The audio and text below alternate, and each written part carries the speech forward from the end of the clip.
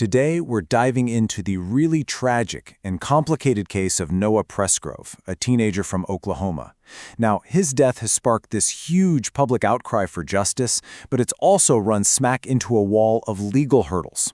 So we're going to break down what happened, what the law actually says, and why a ticking clock is at the very heart of this entire fight. And this is the question, isn't it?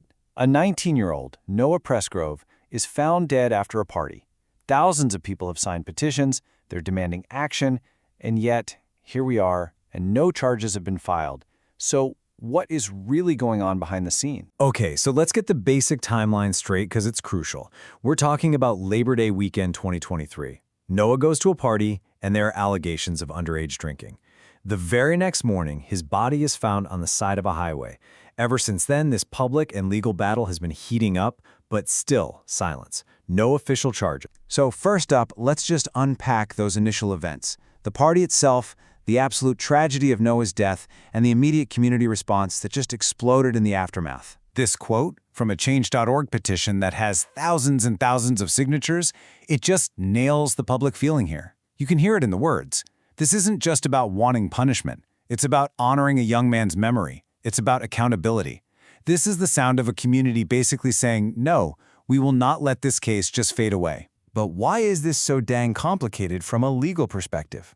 Well, to get why there's a delay, we have to pull apart a very specific law that's at the center of all this controversy: Oklahoma's social host law. On the surface, the law seems pretty simple, right? If you control a property, doesn't matter if you own it, rent it, or you're just the one in charge that night, and you knowingly let people under 21 drink there, you are on the hook, legally. And this is the exact law that Noah's supporters are pointing to. But here's the catch for a prosecutor. Simple doesn't cut it in a courtroom. To get a conviction, they have to prove three key things, and they have to prove them beyond a reasonable doubt. First, dominion and control. Who was actually in charge? Second, knowledge. Did that person know kids were drinking? And third, consumption. Did minors actually drink? It's like a three-part test, and if you can't prove even one of those parts, your entire case just falls apart. Now, this law has two levels, and this is where everything changes. A basic violation, that's a misdemeanor. A slap on the wrist, basically. But, and this is the absolute key here, if that violation leads to great bodily injury or death, it skyrockets to a felony. And that potential felony charge is exactly what makes this social host law so critical in Noah's case. So, with that in mind, let's look at what's in the prosecutor's toolkit. It's not just about the social host law.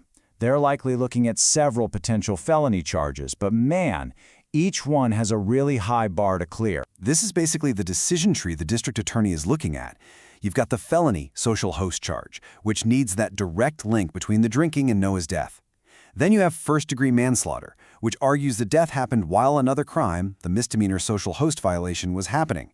Or maybe second-degree manslaughter, which means proving culpable negligence, a level of carelessness that is just so reckless it's shocking.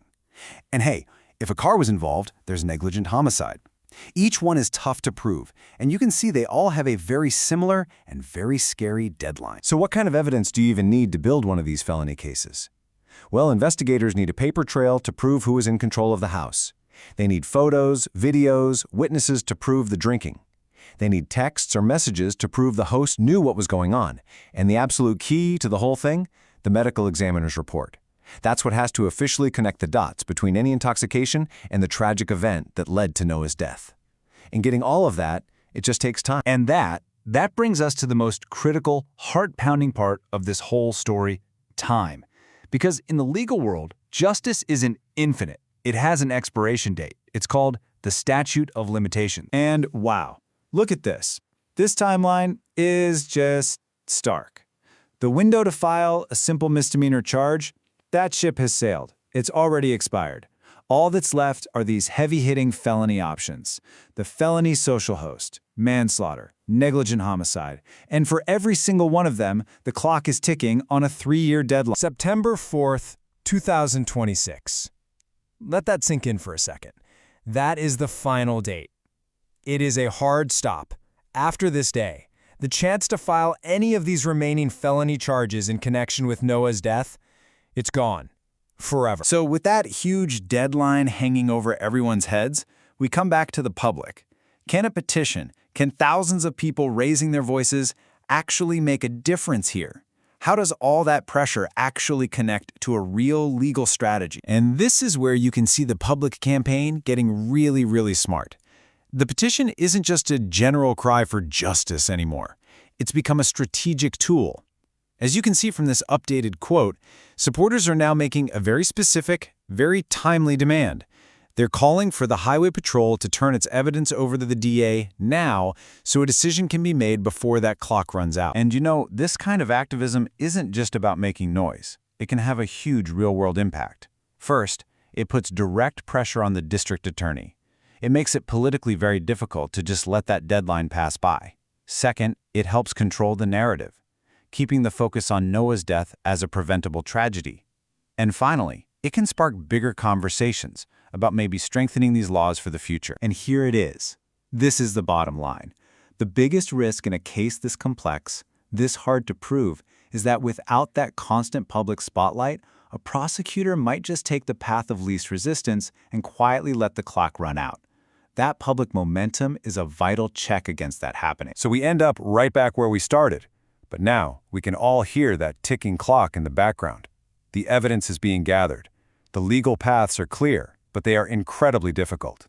The question that hangs over everything is, will this sustained pressure from a grieving community be the push that's needed to finally turn all this evidence into actual justice for Noah Presgrove?